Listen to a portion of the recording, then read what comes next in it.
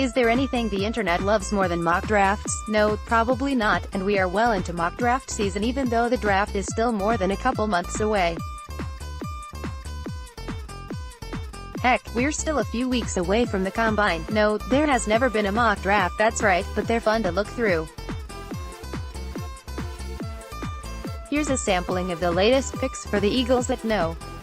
25, NFL.com, Chad Reuter Dexter Lawrence, DT, Clemson. Here's what they said: if Haloti Ngata, who's due to become a free agent, doesn't return, Lawrence would be a good replacement. My take on Lawrence: this has been a popular name for the Eagles recently, but I still think a different Clemson defensive lineman, Christian Wilkins, would make more sense for the Eagles. Lawrence is known as a bigger guy and more of a run stuffer. The Eagles could use that, but I'd imagine they'll want a more well-rounded type of player who can also get after the passer. Remember, with Fletcher Cox playing at an all-pro level, it's extremely important the Eagles find someone who can beat a one-on-one. And I can't imagine Ngata's going to return. He didn't play up to his contract and the Eagles need to get younger there. CBS Sports, Ryan Wilson, Gerald Willis, DT, Miami. Here's what they said: Willis didn't attend the Senior Bowl, but he remains one of the best defensive tackles in a ridiculously deep class of them. His ability to wreak havoc in the backfield will upgrade an Eagles unit that ranked 26th in pressuring the quarterback. My take on Willis: Willis will be at the combine, so the Eagles might need to sit down and have a chat with him. There are definitely some character concerns after he took a leave of absence in 2017 and transferred from Florida after reported altercations with teammates. On the field, Willis has the traits the Eagles want. He can definitely beat a one-on-one and had a good 2018 season with the Hurricanes. One thing we know about Joe Douglas is he likes to draft players who have shown great production at the college level. For Willis, he produced for just one season. Still, if the Eagles look past that, there's a lot of upside. San Diego Union Tribune, Josh Jacobs, RB, Alabama. Here's what they said: the Eagles are not the same offense without a consistent run game.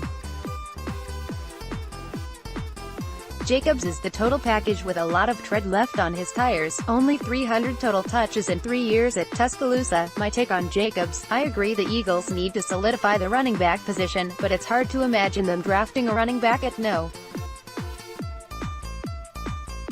25. They haven't drafted a running back in the first round since they took Keith Byers in 1986. They haven't drafted one in the first 2 rounds since LaShawn McCoy in 2009. So it seems unlikely. As for Jacobs, he is a really good prospect, who had really good production at Alabama.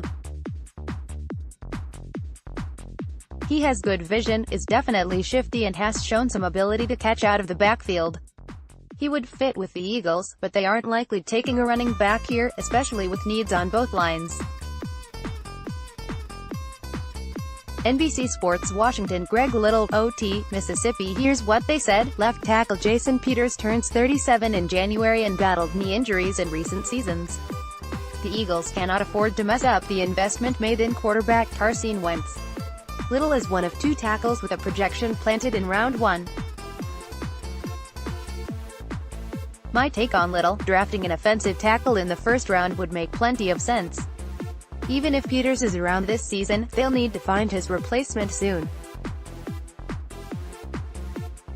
At 6'5", 325 pounds, Little is someone I could see as someone Jeff Stalland would really like to get his hands on.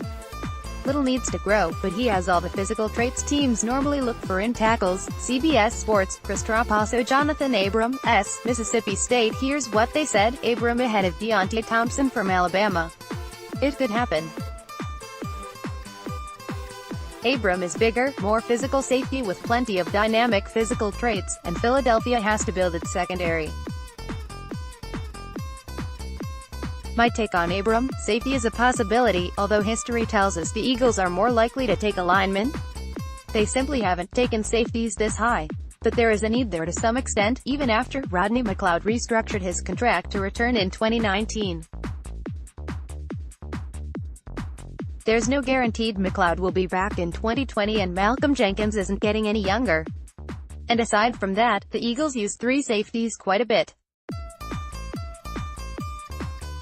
As for Abram, I don't know much more than what I've read, but the Eagles don't have size as a requirement for their safeties.